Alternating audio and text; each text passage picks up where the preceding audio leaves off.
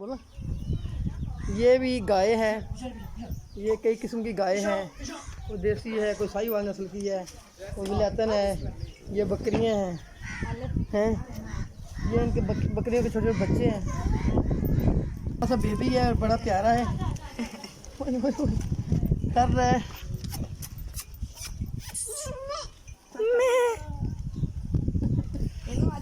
इधर आ गया तस्वीर वीडियो बना दे। वीडियो बनाने में सही है। ठीक है।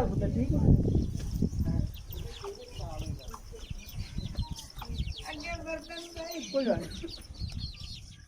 का बच्चा है, इसकी उम्र 1 हफ्ते की है और माशाल्लाह बड़ा प्यारा है। ये कौन सी नस्ल का है?